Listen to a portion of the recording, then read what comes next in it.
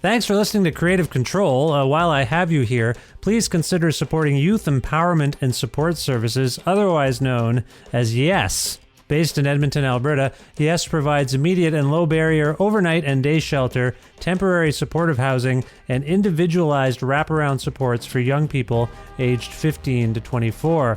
They work collaboratively within a network of care focused on the prevention of youth homelessness by providing youth with the necessary supports to stabilize their housing, improve their well-being, build life skills, connect with community, and avoid re-entry into homelessness. Learn more about how to donate or otherwise support YES by visiting yess.org. This is Dmitry Samarov from Chicago, Illinois, and I love listening to Vish Khanna's Creative Control because whether he's talking to a favorite musician or actor of mine or someone I've never heard of, it's as if he's introducing me to a new friend. And the way things are going, couldn't you use a new friend? Listen now. To make your flexible monthly donation to Creative Control, please visit patreon.com/creativecontrol today.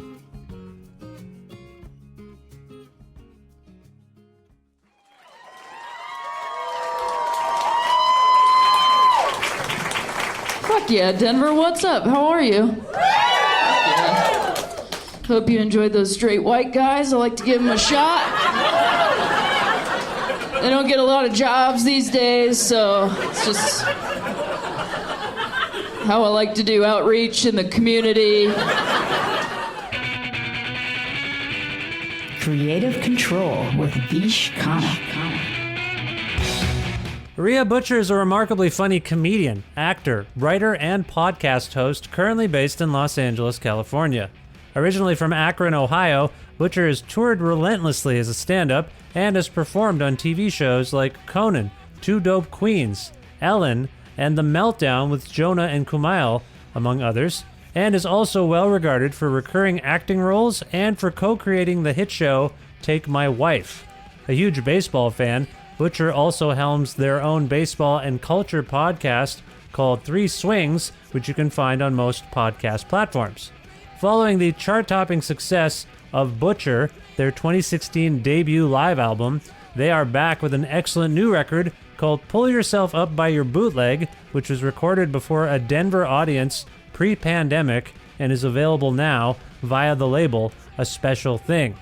At the end of February 2021, Rhea and I had a good chat about pandemic life, politicization and empathy, American politics, the modern Republican Party, and the news media, Steve Albini, Fugazi, Chicago, and the punk rock visual artist Jay Ryan, U.S. Senator Bernie Sanders, and how logic and righteousness can be downplayed or even vilified, transphobia and heteronormativity, baseball and comedy, their new album, and much, much more.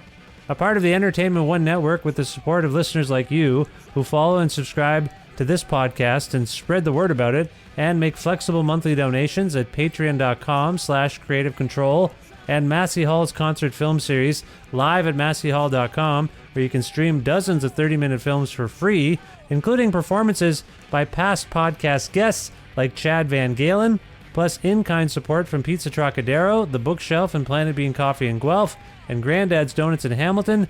This is the 604th episode of Creative Control, featuring the brilliant and funny Rhea Butcher with your host, me, Vish Khanna.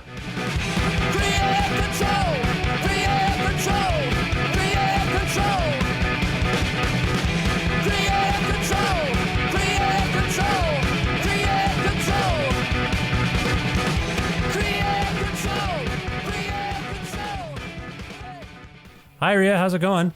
Hi, Vish. Pretty good. How are you? I'm well. It's nice to finally get to speak with you. I'm a fan, and that's so first nice. of all, I like to ask people where in the world they are. So where in the world are you today? Oh, yeah. First of all, really nice to be here and great to see you. I am in Los Angeles, California. I'm in Eagle Rock, Highland Park, Los Angeles, California. Now, how are things going in Los Angeles? We've been hearing not great reports given the COVID stuff, obviously. Yeah. Is it really bad still? I mean, that is a question that I get all the time, and I'm sure you can relate because you're also in this pandemic with me where you are, where you're like, I have an understanding that it is bad, but my experience of my external life which is minimal these days, I don't see it and I don't experience it, does not mean it's not happening. You know what I mean?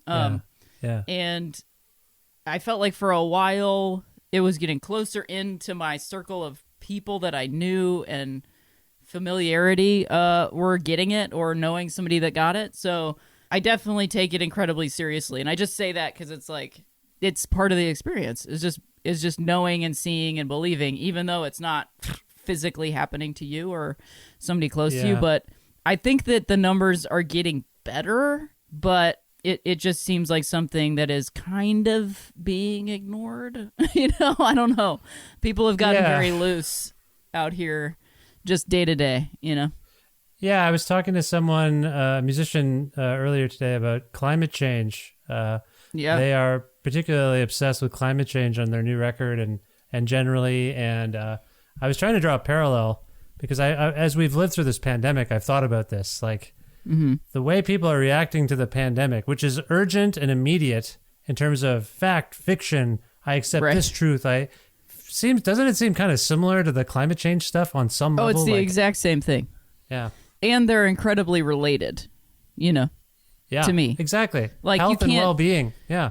Yeah, health and well-being, and then also, encroaching on natural habitats and just like the ecotone of man and nature, and like the belief that I just watched My Octopus Teacher. Have you seen that on Netflix? I haven't. No, I haven't. Oh man, I highly recommend. I was like, I'm like a big animal person, we are also animals, and so I was like hesitating to watch it because I knew it was going to affect me, And I just was like, I don't know if I can be that affected right now. I'm like barely holding it together. And then when I finally did watch it, I was like, oh, yes, I needed to be affected this way because it was being affected in a way that I did not expect. And like I thought I knew what it was going to be and I didn't. And, I think climate change as well as pandemics is, at least my experience of it, is that it's not out there. It's not like this thing that's out there. Even though I just said like my experience of it, I'm not seeing it. It is inside.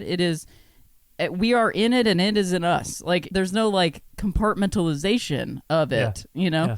And that is to me like a sort of capitalist thinking, a sort of patriarchal thinking, a sort of whatever you want to point, colonization thinking that anything can be fit into any one thing, and just sort of opening up my understanding that like I think everybody has their passions, like the person you were talking to is like, this is what they believe is the most important thing, and I respect that and I value that, and then I think this is the most important thing, and we all work together towards all the important things, but yeah, it's all incredibly related. There's nothing that is unrelated on this planet or universe. Yeah, I agree, and I do think that some of the denial, like it's interesting, there's climate deniers and there's pandemic deniers, and I feel like what's sort of the layers of fear involved in just saying that's not happening. Yeah. Like, I don't know if that's like, I do take the sort of knee jerk, like, what an idiot or what a capitalist stooge. But then I'm like, maybe they're just so deathly afraid. Scared. Yeah. That they can't acknowledge it. It's just pure denial and anxiety, but it's manifesting itself as this bravado of like, you don't know what you're talking about. So always. Is that too empathetic? I feel like I'm being... No, I mean, here's the thing, Vish, and it is hard to accept and believe and do, but you can never be too empathetic. Yeah. You know what I mean? Like you just can't. And I feel like so often my brain wants to jump to, like, oh, I can't be empathetic to the person that's oppressing me. And it's like, actually, that is the thing. It just doesn't mean that they have to be the first person that I'm empathetic. Like my empathy, circumvents someone who is also oppressed and goes towards that person. Is that making sense? Yeah. I feel like we so often are like, well, it's like, I can have empathy for that person in that moment by not giving up my own humanity by calling them an idiot. Right. That's enough. That's enough. You know what I mean? Like, I don't have to go to their house and feed them, and I can just leave them alone. I can give them what I wish they would do for me, I guess. I agree. I think the issue we're having is that these are collective calamities. And when someone you want to be empathetic towards people and try to see where they're coming from. And certainly those of us on the left maybe do that maybe a bit more. That's a broad generalization, but we try to see other people's points of view. But then at the same time, like I say, this is a collective calamity. So the empathy kind of goes out the window when you see someone behaving or advocating for selfish behavior, where it's really self-serving and you're like, what? Like, don't you understand this? All of us are in on this. Like, you go to these concerts or you put on these concerts, like you're setting us. I've talked to musicians who are like, someone, I forget who it was, it was like Smash Mouth or someone a few months ago, put out, we're putting on a concert, and a musician, it was like, well, there's another 5 months I've lost in my own practice because these people need to gather. So that's where I'm like, I am empathetic. Don't get me wrong. I try to be a good... Yes, absolutely. I mean, it's a practice, you know, it really is. It's like, I don't put my energy towards those people before I put it towards myself and for other people who are doing it the for lack of a better word, the right way or whatever. Yeah. Because here's the thing, like, all the people who are, you know, participating in active, like, for-profit bigotry. Yes. You know? Yes. Those folks, I would not want to put my head on that pillow. You know, like, they are in a hell of their own making. I can't get them out of it, and I can't change them. They have to be on their own path. They are absolutely causing damage. The only thing I'm in control of is the damage that I cause, you know? And so if I keep chasing those folks instead of practicing support and empathy for the people that I feel are oppressed, you know, for the people that in my view, from my heart, from my mind, from my spirit, my soul, I'm like, well, this is very clear. If I'm putting more energy into trying to change the minds of bigots than I am trying to help my fellow, then I'm on the wrong path, you know?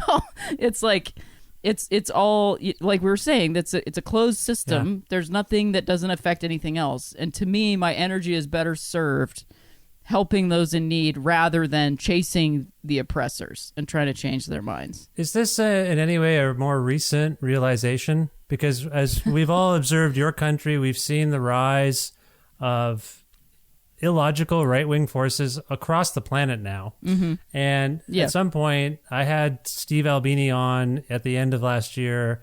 Ooh. Do you know Steve from Shellac and Record? I mean, I don't know him personally, but I know him from Shellac. Yeah, so Steve... I got a Rambler in my yard. You know? There you go. That's right. There you go. This is great. I can't wait to talk about punk rock with you because I didn't realize this was a common ground. Yeah, no, this is great. Steve, you know, has articulated something that I've been mulling over because as I sort of generalized earlier, the tendency to empathize is to hear people out. And Steve just sort of resolutely was like, we can't reason with this GOP. We can't reason with these people anymore. The QAnon, like, they're not reasonable. So that's out the window now. No. We neutralize them and we move on together. I don't know if that's exactly what you were talking about, but it's sort of like I can only control what I can control. And 100%. I mean, it's not the same words. It's not. It's similar language, and it seems to me it's a similar thought where it's like, and Steve Albini has been experiencing, you know, as a punk rock musician in an independent spirit, you know, experiencing the onslaught, even as like not an oppressed body as a straight white man per se. I don't know his like socioeconomic background, but to witness it from like the 80s and the 90s, like that guy knows the difference between, and it's slim. The margins are slim. The difference between the 80s GOP and the 2020s GOP. You know what I mean? The margins are very slim. They're not that different. They've just like effectively branded better, and they have a new tool that they have created a weapon out of, which is the internet, you know? And so it's all related. It's not that much different. It's just a little more powerful. But I agree with him. I don't even know if we can neutralize it.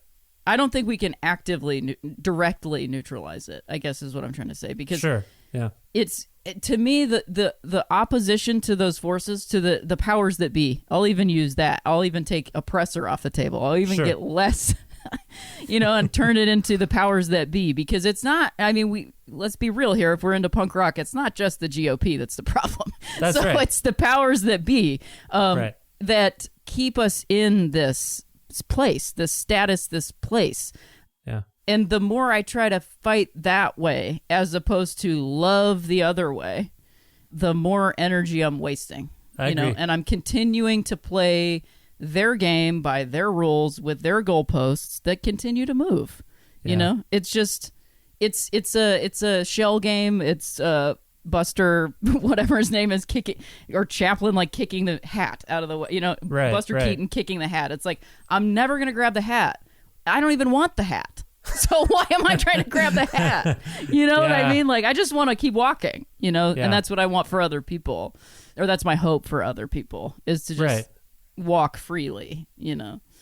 It's difficult to do it, though. I mean, I assume you're, like, I hear within what you're saying, like the GOP sort of weaponized the internet.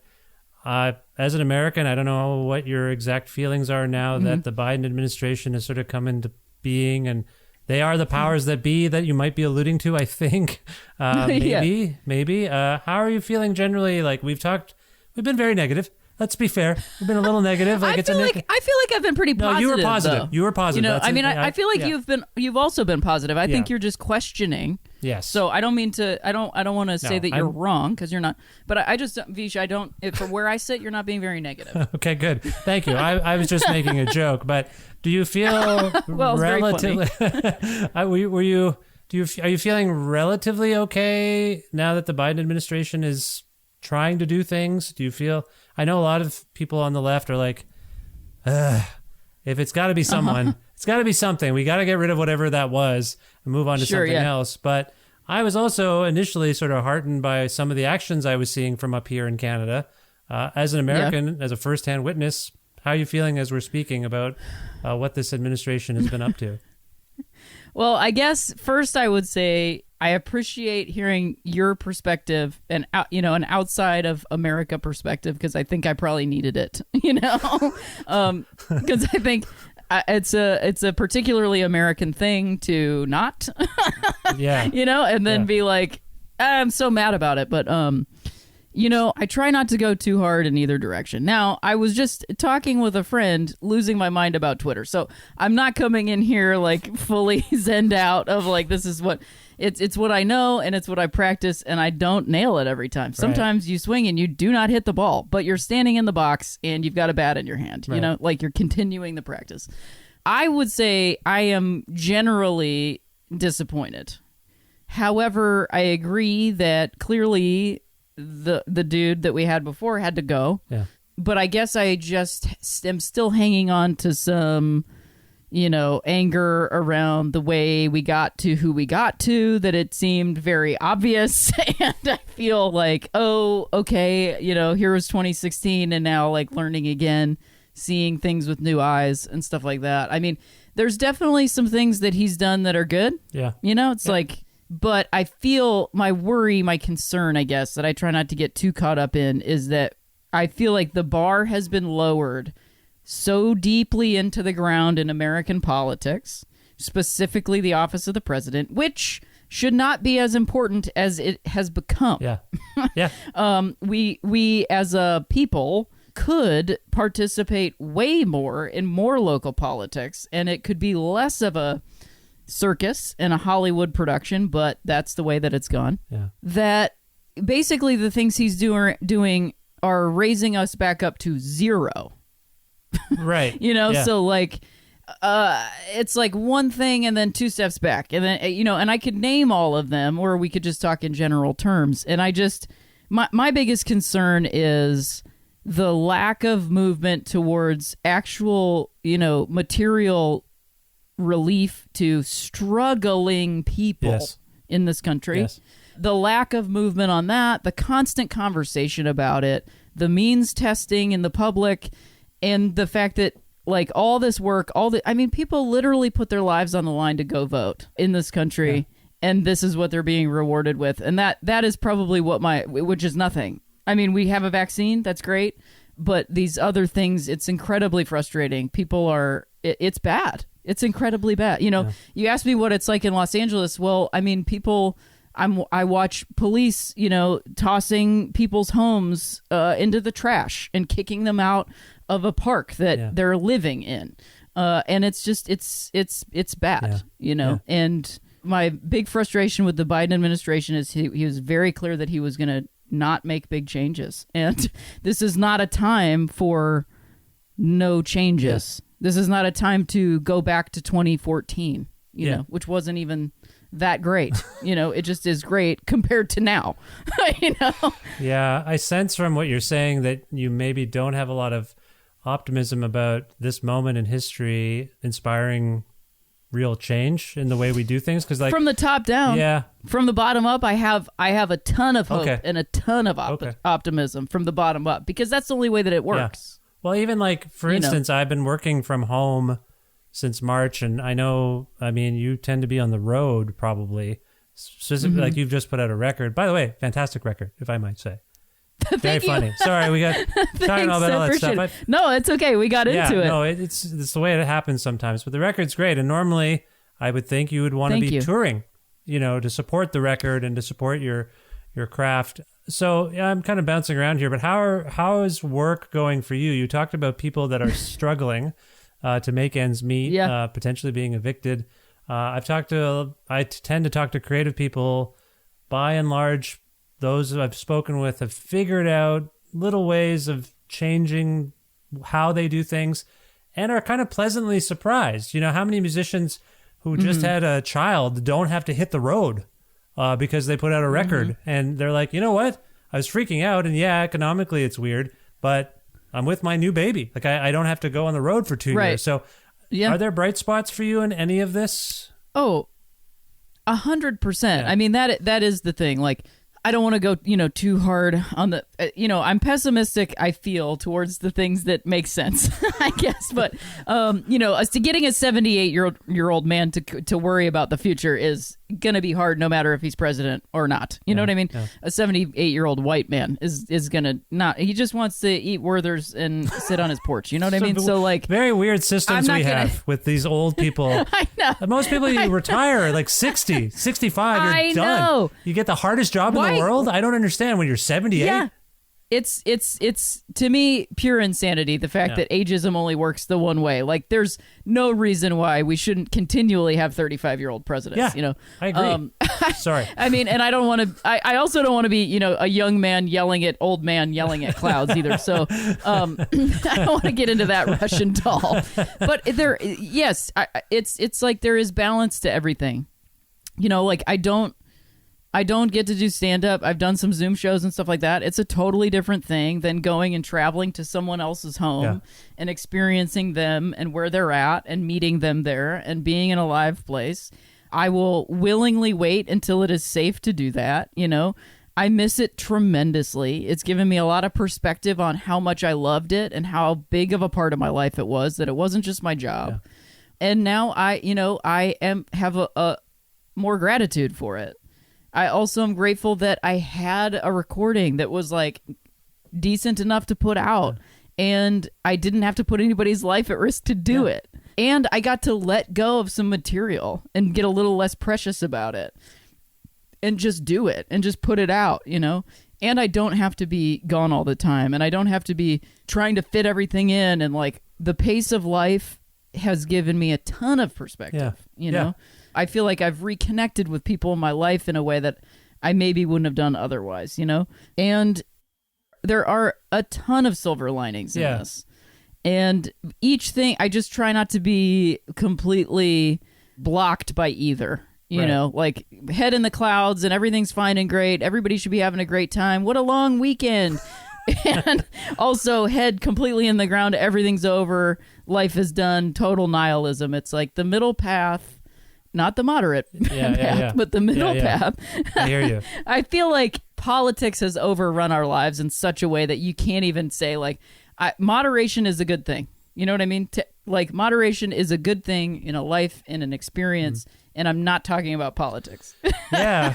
Because to me, moderation is universal health care. It is, publicly funded education. Like, that is moderation to me, So everything is in the eye of the beholder. I agree with you, but from your perspective, which, I appreciate it in your comedy and in this conversation and other interviews I've seen and heard you do, but like, from your perspective, what is your take on why literally everything becomes politicized, particularly in your country. I can't tell if it's an offshoot of media, Yes. Or what. Like even like so as we're speaking, and I don't know what the state of it is at the moment. Texas, snowed under, right. power gone. They have an independent power grid, which I didn't even know that you could do that. They're the only state. Of course. And so then the leaders are like, this is the green energy.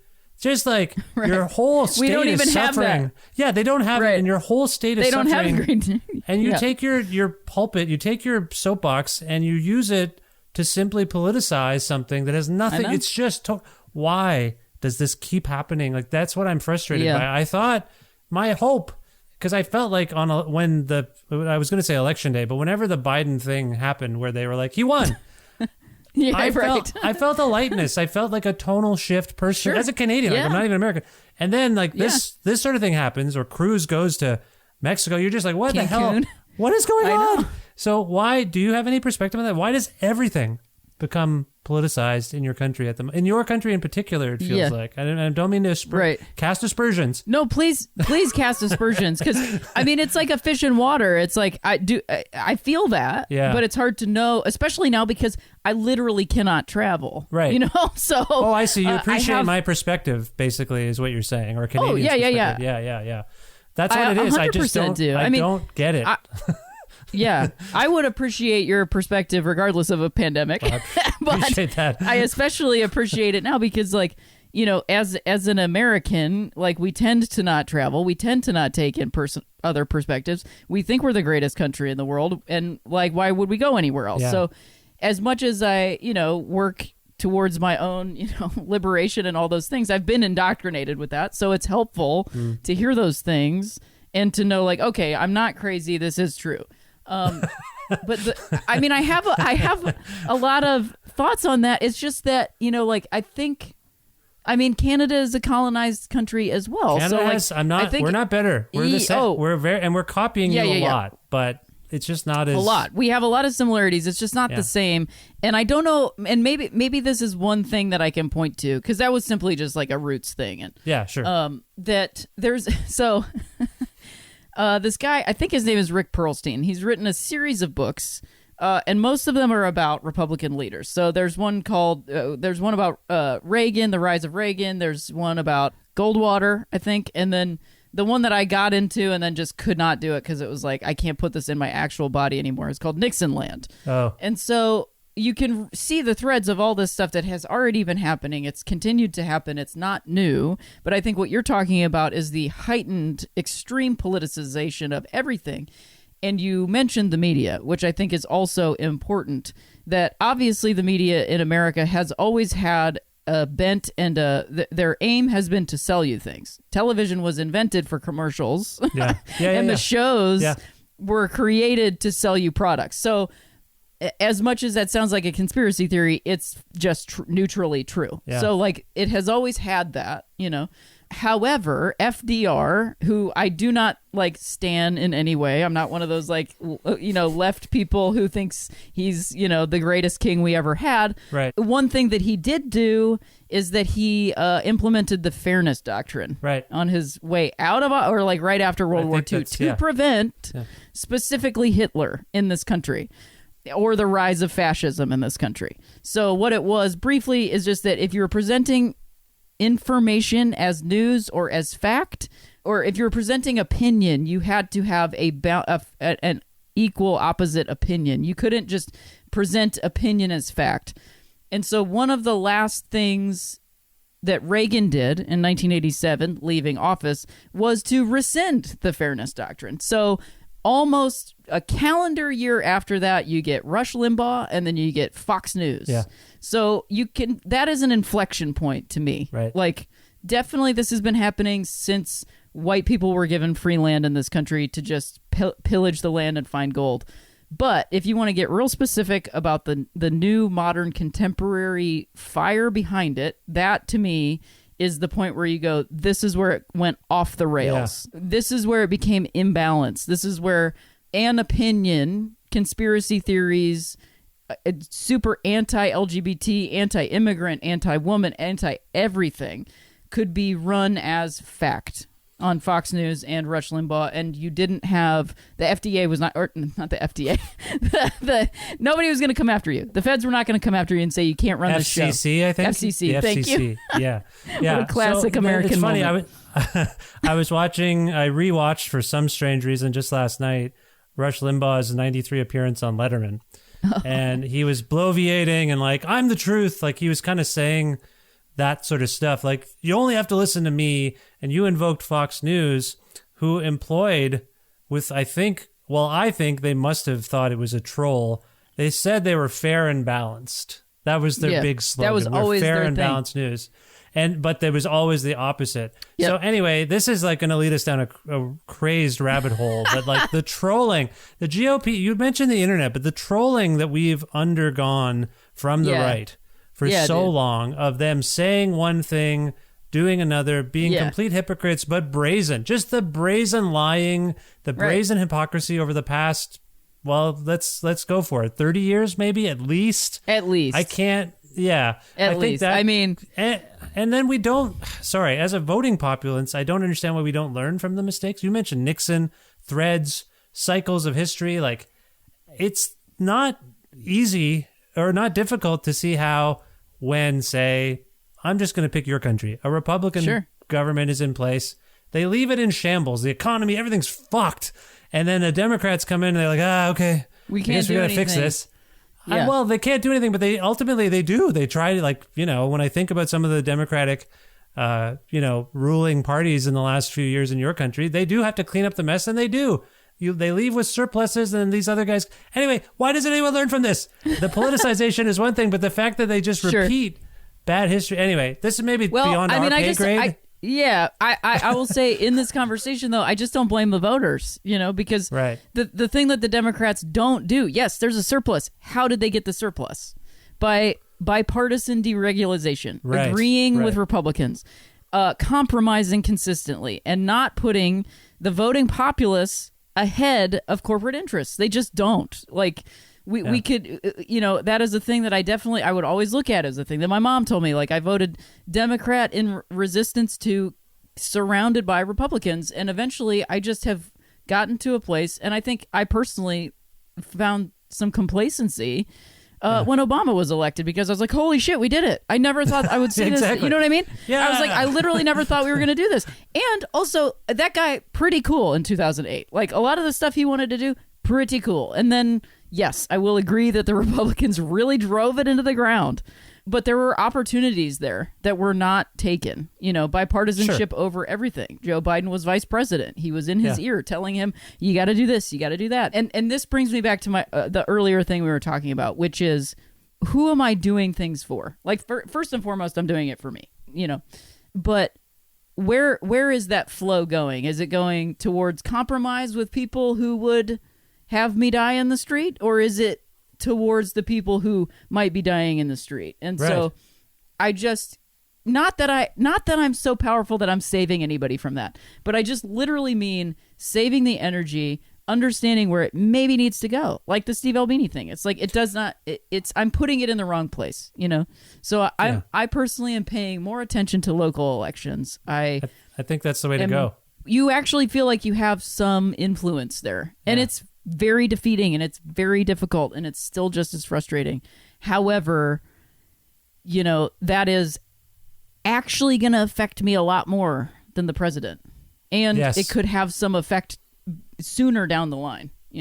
Exactly. Yeah. No, that's a good point. I feel like we've been talking in and around punk rock a fair amount already. Even what you were just saying, I'm like, this reminds me a little bit of punk rock as well. And when we got on this call, you can see into my office. I can see into your living room. Where are you exactly? Whatever this is. Whatever that room it's is. like a spare room kind of a thing. And so you saw that I have this Jay Ryan poster for Fugazi Shellac in the X show I saw in 2001 in Chicago. And you recognized Jay's aesthetic, which I was like, whoa, that's amazing. No one has even pointed that out. I did hesitate because everyone else, their Zoom background's like books.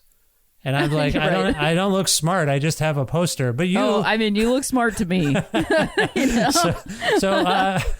So you have some relationship with what? Jay Ryan, Fugazi, Shellac. What is your connection to Chicago? punk? All those things. Yeah. I mean, my connection, so I lived in Chicago from '07 to about 2012. Oh. And so I really wanted to live there really bad, like for music reasons and just general reasons. And I had a Jay Ryan Reckless Records shirt that I only recently got rid of, like, because it was just beat to hell. Like, I'd cut the sleeves off. I might actually still have it. I might actually have been like, I can't get rid of this. I've had too many t-shirts in my life. But, I grew up in Akron, Ohio, and like that's a Rust Belt town, and it also had some punk rock and music. Like Stiff Records was had a lot of bands from there and stuff, but it wasn't super active when I was growing up. But you live in a town like that where there's not a lot to do. You tend to pick up punk rock and skateboarding and all those things, all the things, because you're mad, and so those help with your anger.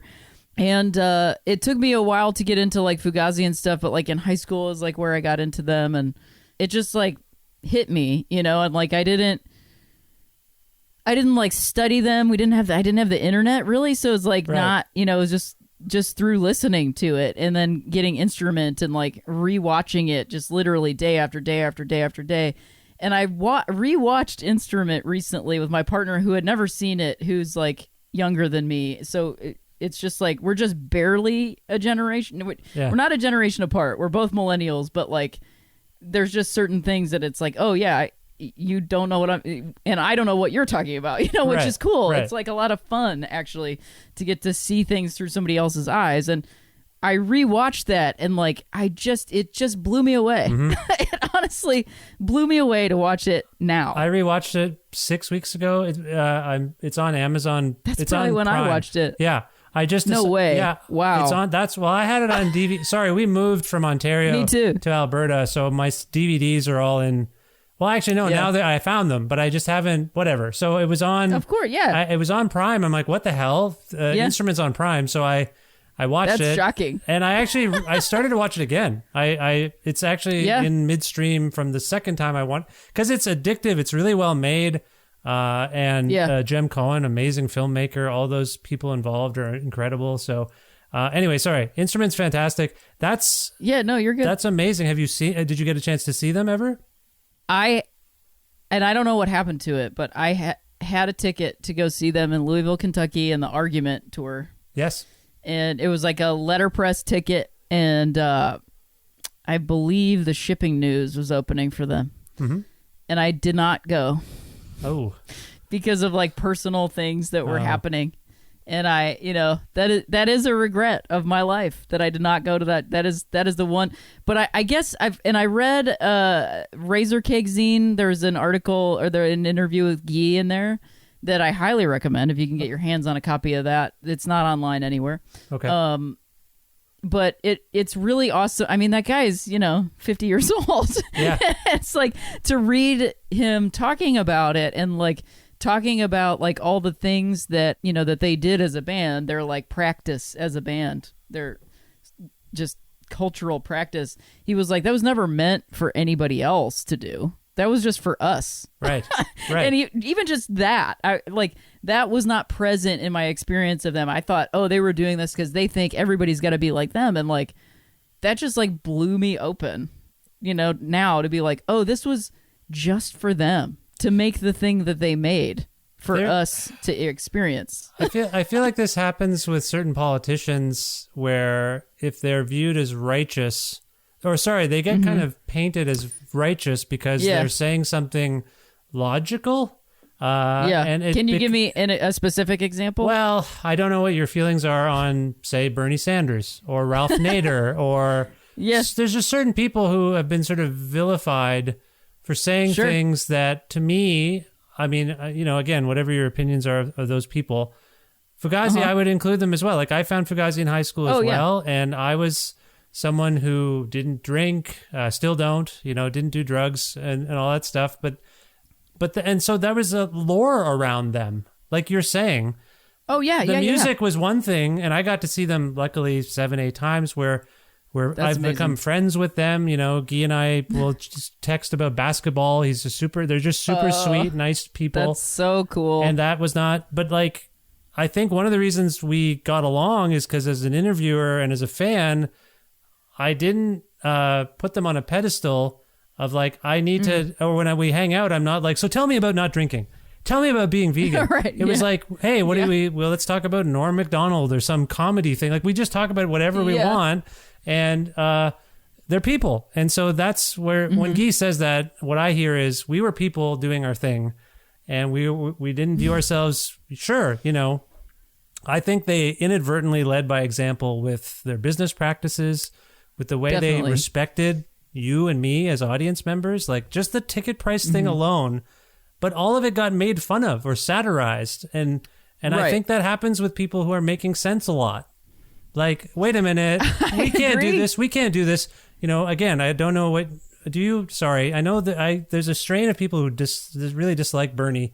Are you a Bernie person? No, well, I mean, I guess it depends on your definition. Am I a Bernie person? You know, I would say there was a time where he frustrated me, and then I investigated my own issues. You know what I mean? Or like, I think he's a human being who has failings, and there's some things that he's done and said that I still am like, yeah, I disagree with that. Sure. If I ever agreed with a human being 100% of the time, I would question that. You know what absolutely. I mean? Like, please God, make some mistakes. You know what I mean? Because like, everyone is fallible. We're all humans. And I think, you know, he has shortcomings as like a white man, but I don't know that is the pervading. That's not, I respect what he's done. Like, I've begun to understand what he's done. I think that it has had a tremendous effect on, you know, politics in this country in the next generation. So I cannot, and it's not about one person. You know what I mean? Like, that's the thing. So it requires everyone. And I think there are some times where that guy can get a little self-righteous, you know? Yeah. But that's not every time. That's not every time. And it's like, fuck, I don't care if you're self-righteous about something that's good. You know what I mean? Like, if it's about helping some people. Because, like, you look at I just watched the wheels turn now, and you watch in American politics right now, the conflation of Neera Tanden and Deb Haaland is killing me on a daily basis to not comment on it and tell people how wrong they are about this. Yeah. But everybody has to come to their own conclusions on their own time, you know? Fair.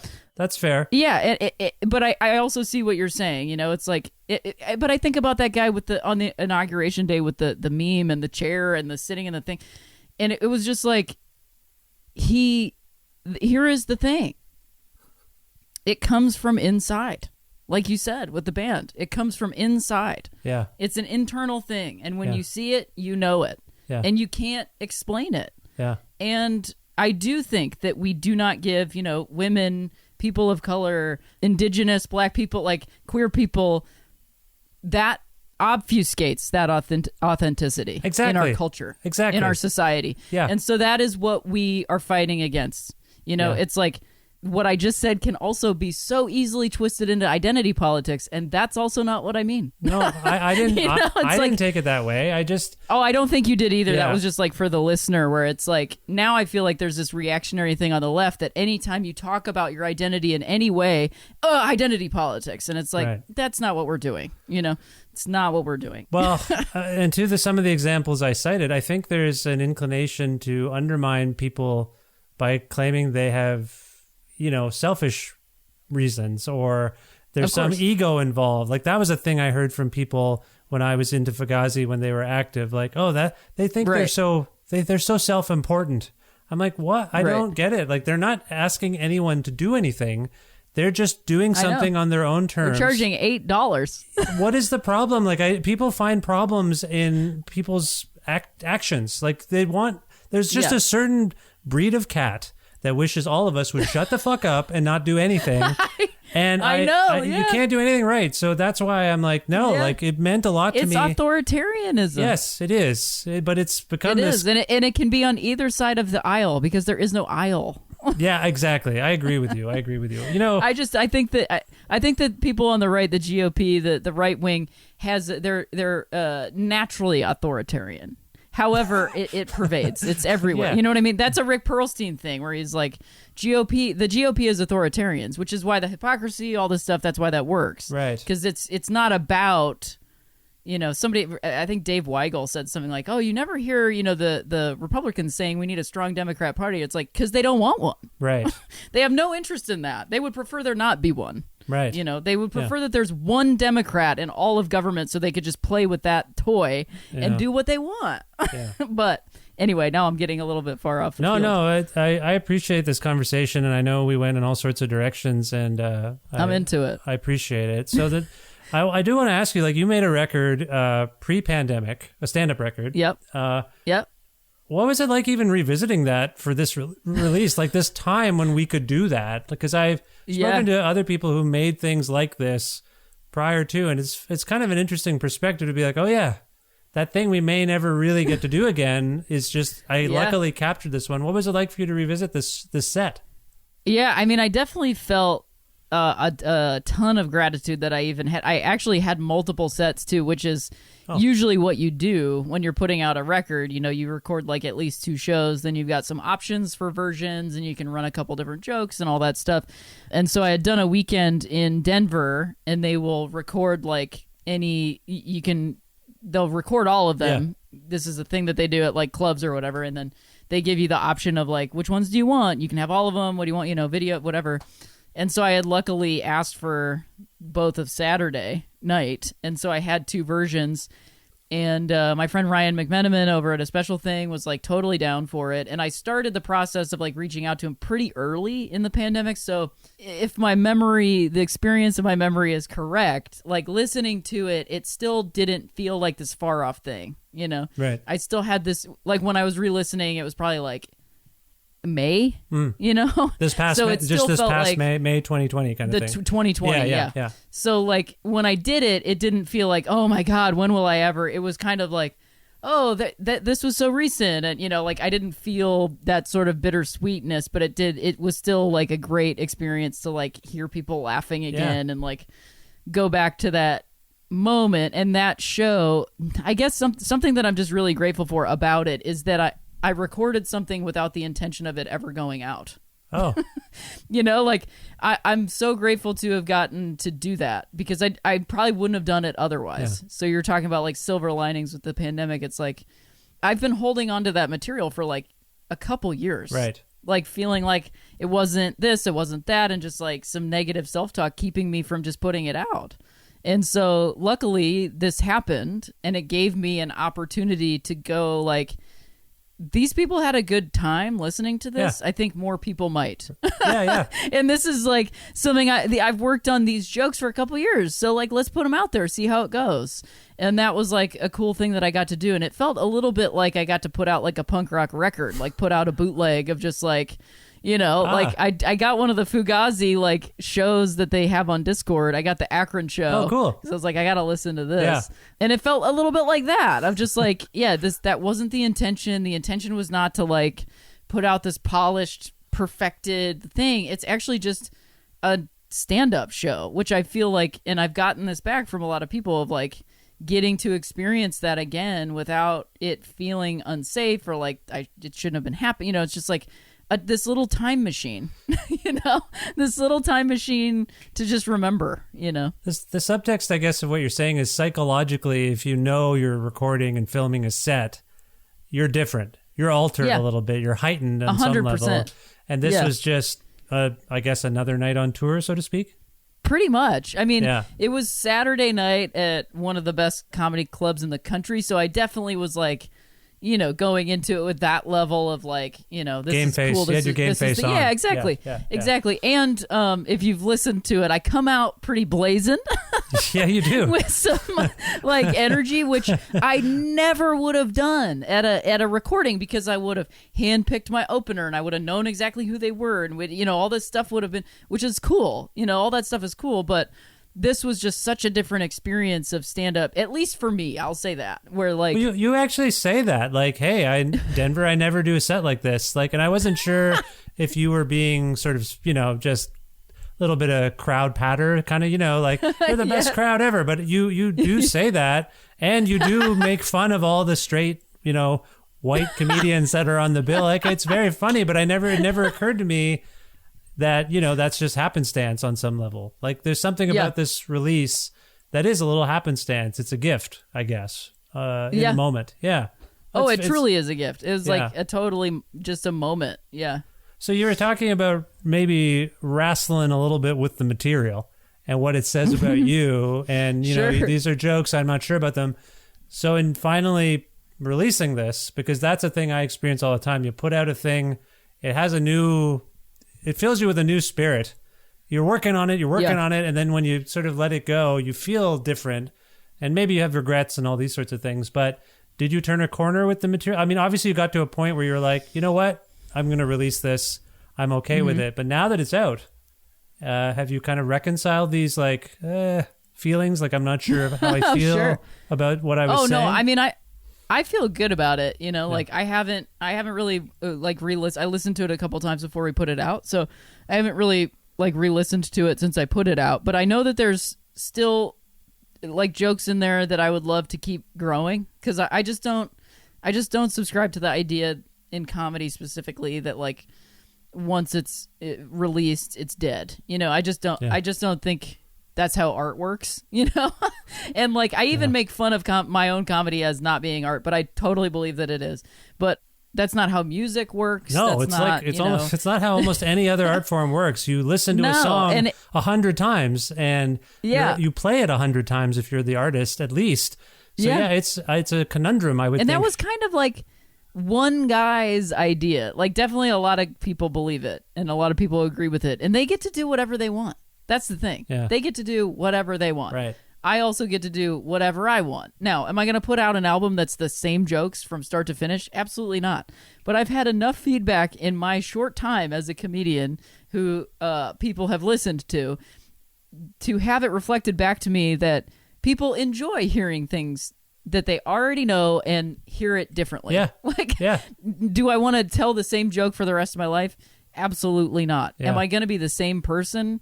Kinda. So like I'm gonna have new experiences of old things that are. I mean, I have continued to talk about gender in all of my jokes because it's something that I continue to experience.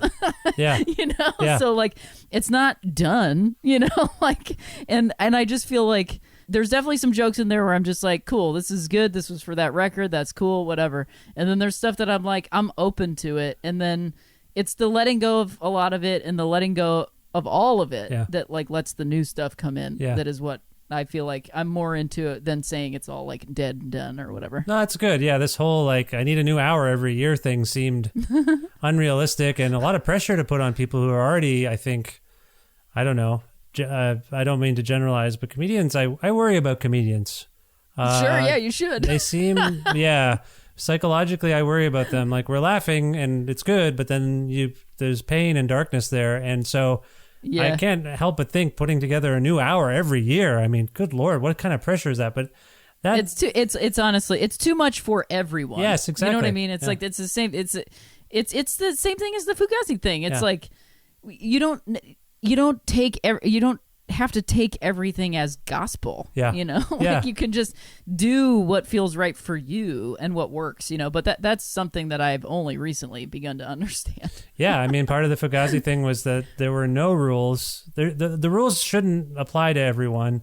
And yet what we did, what a lot of people did was like, no, you guys are into rules. Like, we can't dance at your shows. And we're like, no, it's the opposite of that. Just be kind to people. Be decent to people. Anyway, I want what they had was principles, not rules. Yes, exactly. You know what I mean? Yes. And it's like, it's very hard to, human beings, we tend to gravitate towards rules and laws and things like that. And like the more sort of heart-focused view is like principles. And, you know, I just keep thinking of this one specific Fugazi lyric that I feel like encapsulates their whole thing, the American thing, and a lot of what we're talking about, which is mutilated in instrument for, I think, comedic effect. But I enjoy it when it pops up. The never mind what's been selling, it's what you're buying. Yes. You know, it's like that is it. Yeah. That's the whole thing. Like I can't. It goes back to what we're talking about with like fighting the GOP. It's like it never mind what they're selling. What am I buying? Yes. You know, like what am I putting into it? Yeah. You know, and being mindful of blueprints, no pun intended, but being mindful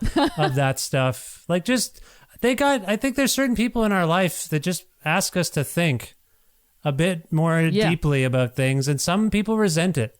Like when I think of all the anti-science stuff that we've been sort of talking about here, you're making me think. I don't want to think. I think what I think, and that's enough. Right. Like it's like school. Yeah. It's like everyone is rejecting school on some level. And I don't mean that to be snobby, but I I don't know. Something's up there. And anyway, we're not going to fix it today.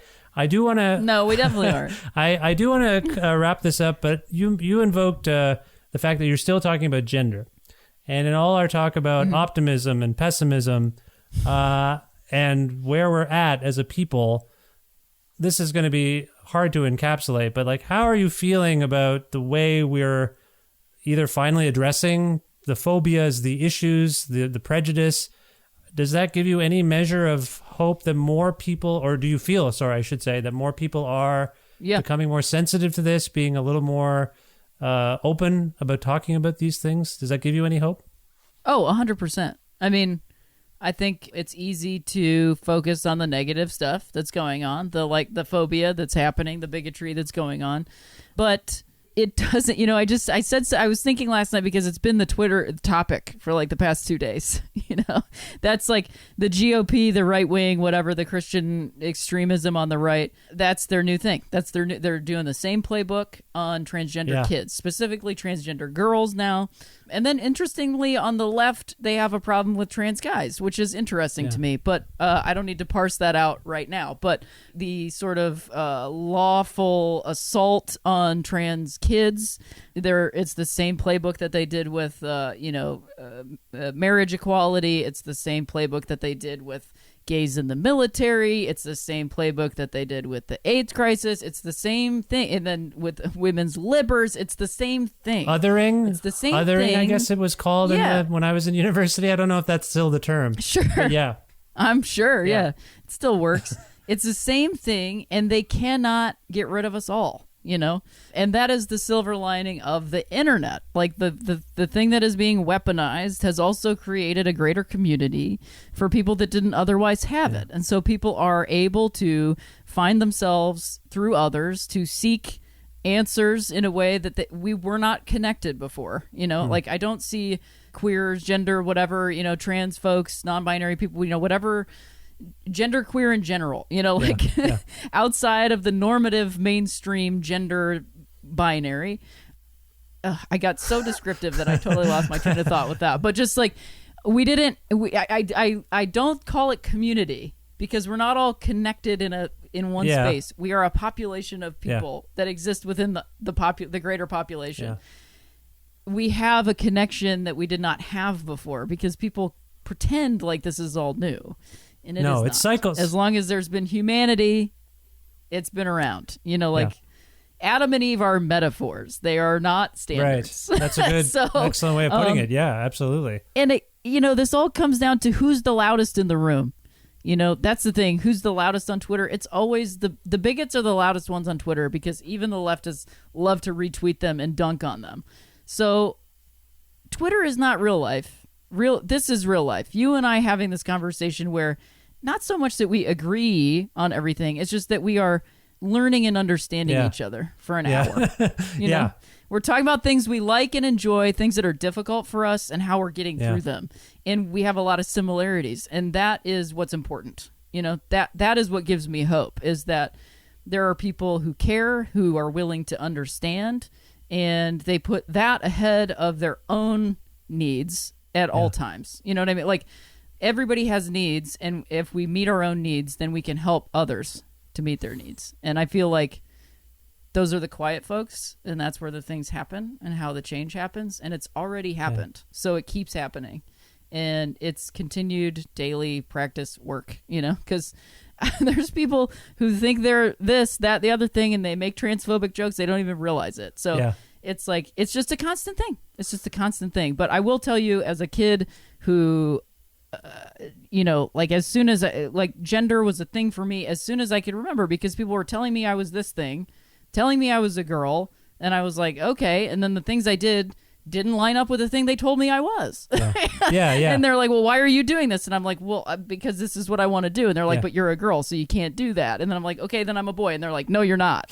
So it's like, you're making this up and putting it on me. And I feel like it can only get better. We keep talking about it. We keep experiencing it. I mean, the fact that any place has an all gender bathroom is not something, like I can go to, not in a pandemic, but I can go to Burger King and order an Impossible Whopper and go into an all-gender bathroom. Yeah. That is not a thing that I ever thought would happen as a 6-year-old genderqueer confused child in the Midwest, you know? Right. So it's happening. Nice. Well, I mean, that's really well said, and it fills me, like, that's heartening, frankly, to hear you say that. And I appreciate it because, I mean, you also make fun of the clumsiness on your record. There's a very funny bit where you encounter someone who asks very diligently about your pronouns, but then doesn't quite get it right in the nail end.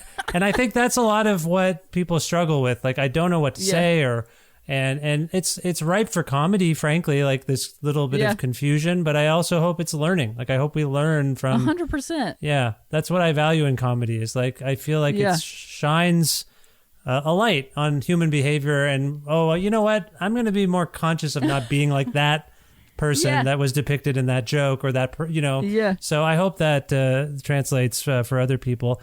Rhea, if people want to kind of keep up with you, follow you, so to speak, where would you like to send them and to learn about this new record, which is called Pull Yourself Up by Your Bootleg? Did I get that right? That's right. Okay, you good. nailed it. I get it wrong all the time. I am very proud of the title. It's good. Yeah, I didn't really understand the connotation until you explained that it's kind of like a bootleg. Yeah. Sorry. Anyway. Yeah. And then I love people like use the bootstrap theory as like a real thing now, which is like so crazy to me. Oh, but yeah, it's anyway, like a double. It's like a pun too, I suppose. Yeah, I guess it is a pun. Yeah, right. Yeah. Excellent. Yeah. Sorry. Anyway, yeah. No, you're good. You can get it pretty much anywhere. If you go to aspecialthingrecords.com, you can buy a pin. My friend Lindsay Jones that I went to grad school with, she did the artwork, which I love. It looks kind of like a zine or like a punk rock thing. She did the artwork for the cover, and then she also made this little pin that's just my name. That's like a cute little thing, little enamel pin. You can buy that for $10, and then you get the download there, and you can support, an independent comedy label, or you can stream it on Spotify, Apple Music. I'm on Tidal, of all places, Amazon Music, but pretty much, and Pandora, like pretty much all the places that you could find something. I'm there. So you can get that. It's also in the link in the bios of all of my social media, which is just at Rhea Butcher. I'm on Twitter too much and then sometimes never.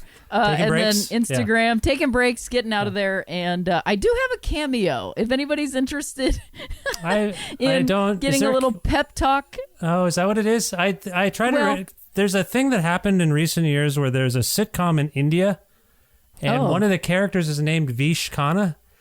And it's a woman. It's like a beautiful woman, I guess. But she's conniving. And so people kind of love her and love to hate her, I guess. Love to hate her, yeah. Anyway, my name, which was my name on all of the things, is now like I'm like, I guess I should register for TikTok. And they'll say, no, there's already a Vish Khanna. And I have all the, I have all the other Vish Khannas. But now you say it, I'm like, I should probably go register on Cameo so someone doesn't pretend they're me. Yeah, you should go get a Cameo. Anyway, what is Cameo? You just talk to people? Is that how it works? Yeah, it's like you can buy like a video. So you could, people are sometimes like, hey, can you wish so-and-so birthday? Right. They have these cats and, they like your comedy. And so, like it's very, it's like $25 or something like that. But it's like, it's a fun, nice thing, Nice. like I don't take it too seriously, but it is fun to do. Like it's nice to connect and wish people happy birthdays and stuff. It's like, it's a nice fun thing. And I've seen it. I've seen it charge on an exorbitant amount or anything. It's funny, like Twitter will suck up all the other platforms. Like you'll see TikToks on Twitter. Yeah. You'll see someone's Cameo, I think, somehow on Twitter. And then I'll be like, okay, I get it, but I don't always go. Anyway, so you've got to, what is it still at Rhea Butcher? Is your Cameo? I think so. I think if you just search my name, you'll find me. I'm on there. So Okay. those are the things. And then my podcast, Three Swings, is coming back like in the next week, the first week of March. So that is a podcast that is about baseball, but it's about other things. So come to that for, insightful discussions about gender and politics and all this stuff, but also America's least favorite pastime. The conflation of baseball with just anything. That's a fascinating concept. Yeah. Is baseball universal? Is that a thing that everyone can relate to? Because my wife, does not like baseball. I like baseball. I don't watch all of it. I like to watch I'm generally with sports now as I got older. We have 2 children and I'm busy. I don't, people are like, you're a bandwagon I'll only watch the playoffs. I'm like, I don't know, man. There's too many of these games. Those are the most fun. Why would none of these low stakes games? Life's too short. Yeah, so I can't. Life's too short to only care about coming in at the end. Look, this is the way I look at the playoffs. Those are the most fun things to watch. Yeah. Bless you if you come in and even watch those. Yeah, I do. You know what I mean? I Like do. most people come in the elimination game of the World Series. So like you're already ahead, and bless them too. Yeah. Like come in when it feels right for you. This my thing with baseball is I just like to watch the whole season to see how we get there. And I just get that added benefit. Nobody's less than because they're coming in late. I don't give a shit. Come in whenever you want to come in and enjoy it with me. Do you have a lot of guests on your baseball podcast? I try to. I got kind of like, I wouldn't say lazy with it, but it's usually just me talking for like an hour about baseball and other things. But I do have guests occasionally, and it is easier to get guests these days in the pandemic because everybody's so used to Zooms and everybody's so used to doing stuff from home now.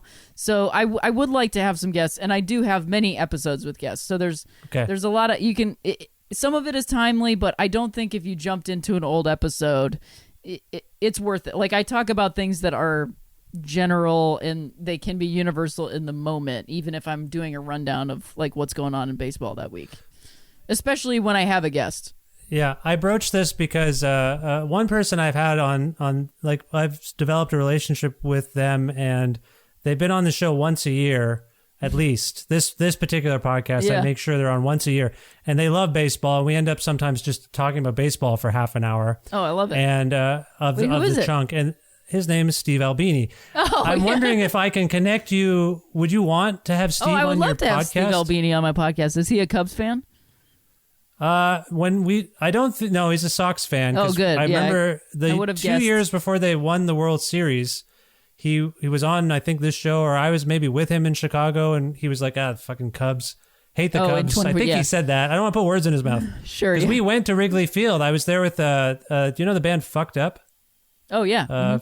Yeah. So they were recording at Electrical, not with Steve, but Steve was kind of hanging around. So I was with them just sort of making some stuff like journalism. I was making journalism with Fucked Up. Yeah. And anyway, Josh from the band's like, I got us tickets to see the Cubs. It was great. I went to Wrigley Field, and it was before, like, I am used to going to stuff at the Sky Dome or the Rogers Center in Toronto, or when I lived there, and horrible, just music and like commercials and then Wrigley was like nothing. There was like a guy you should check out Henry's Insurance. Yeah. That's it, like some Henry down the street. Yeah. And I was like, this is amazing. This is ideal. Anyway, I went to a game in like 2007. Yeah, did you? 2007, and it was like going to a game in 1907. It was nuts there, and they've completely changed it now. I know, but, I've heard. At least we got to do it when we did. Yeah, I went in 2013, 2014. I can't remember. But all this to say, if you like, and I'm putting this on the record because it's on the show, I can reach out to Steve and connect you. I would love that.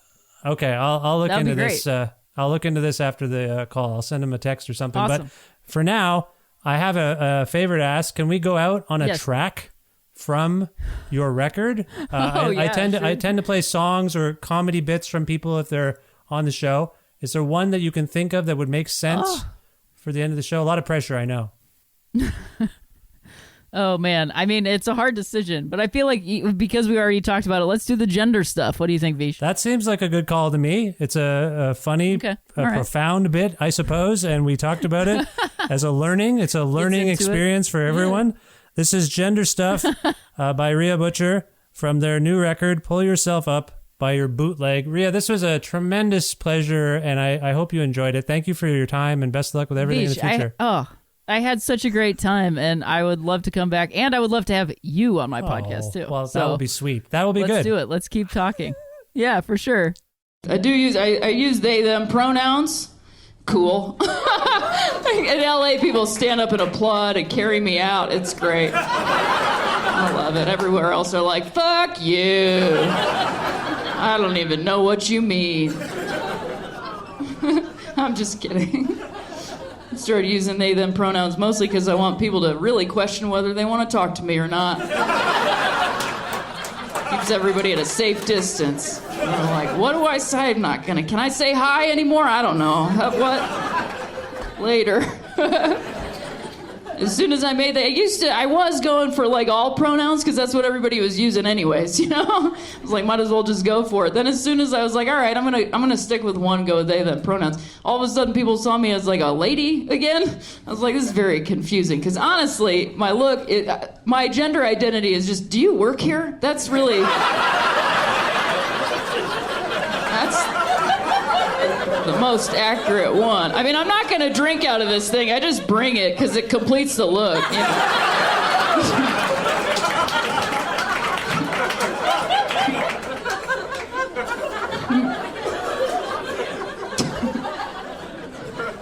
People always ask me that shit. They're always like, "You work here, right?" My answer is always no. And 9 times out of 10, their answer to that is, are you sure? Well, I do come to this Target a lot. And if my answer to are you sure was no, should you be asking me any more questions? I don't think I'm gonna help you out. Realistically, my gender identity is the and in ladies and gentlemen. This is just always there, even when I'm not. But yeah, I was walking down the street and I sneezed. And this dude across the street goes, "Let it out, sister!" And I was like, first of all, I am an only child, so let's just keep those thoughts to ourselves. I went to a gas station to buy a bottle of water, and I, processed all that shame because I was like killing turtles by buying a bottle of water or whatever. I forgot that thing, and I was like, whatever. Did some prayer cycles and all that shit. There's also like 50 brands of water to choose from. Like, what the hell's happening? CBD infused water, like. Do you want to fall asleep while driving? Try Nirvana water. So I chose my water brand, and then I put it up on the counter. And the dude behind the counter, he goes like, "All right, that'll be $2.09, ma'am." And I was like, "Okay, I'm reading as a lady right now. It's weird. This general contractor look is reading like a lady. I guess that's feminism or something, probably. All right, I'll look on the bright side of this. Just let it flow right through me like this Nirvana water that I just bought." So I give him $5 bill, and then he goes, "Here's your change, sir." Fuck yeah. Fuck yeah. That's what I'm talking about, brother.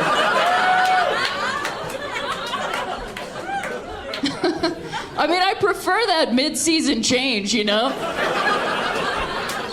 Just do your thing, man, To like a faux woke person that like accosts me at a party before they even know my name, like, what pronouns? What pronouns do you use? What pronouns do you use? What are your pronouns? What are your pronouns? They, them. She uses they, them. She uses they, them. This woman uses they, them. She uses they, them. She's very brave.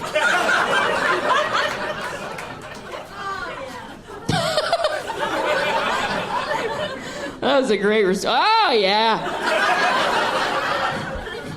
Tell it! Sing it!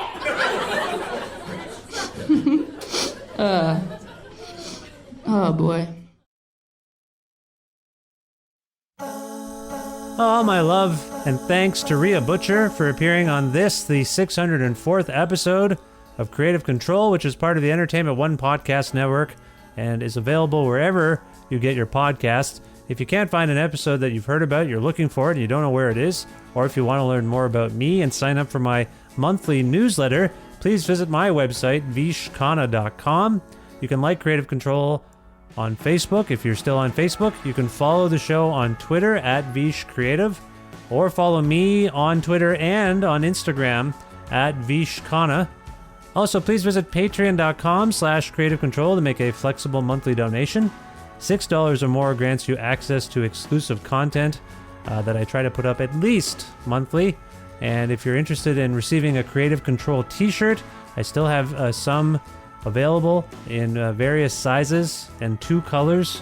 If you'd like one of those, please message me on Patreon and I will get you one while supplies last. I should point out, supplies have lasted a lot longer than they maybe should have. I just haven't really been doing a great job of moving these t-shirts, and now I'd like to offer them as gifts in exchange for cash. It's like a sort of a Norm Macdonald joke, I guess I just made, but you know what I mean. If you donate to Patreon, the least I can do, beyond making lots of free podcasts for you and then giving you other stuff, is give you a t-shirt. Why not? You need to wear t-shirts. The weather's getting warmer. Anyway, patreon.com/creative control. More information about all that. I'd like to thank live at masseyhall.com for their support of the show. You can watch beautifully captured concerts by great Canadian artists at live at masseyhall.com. Also want to thank Pizza Trocadero, The Bookshelf, and Planet Bean Coffee in Guelph, and Granddad's Donuts in Hamilton for their in-kind support for this show. Also thanks to Jim Guthrie for letting me use some music of his on the program. Jim is a very prolific and gifted musician. You may be hearing, if you're listening close, you can hear his music in the background as I'm speaking to you right now. You should go to jimguthrie.org to learn more about Jim. It's fun to learn things about Jim and listen to his music. It's really interesting. jimguthrie.org. And finally, thank you. Thank you for listening to this episode with Rhea Butcher. It was a real thrill to have Rhea on the show. I hope you enjoyed what they had to say. And we found a lot of common ground that I didn't even expect. I knew I enjoyed their comedy, and I knew I enjoyed their social media stuff. I enjoyed their outspokenness. I did not know we would find such common ground with punk rock and other things. And yeah, I hope you enjoyed it, and I'm really grateful to Rhea for making time. So thanks for listening to this episode. I hope you tell your friends about it and the show generally. Consider subscribing to the podcast and, asking your friends to check it out. Maybe do the same. Spread the word about it. And if you can do that, that would be great. Thank you very much. I will talk to you soon. Goodbye for now.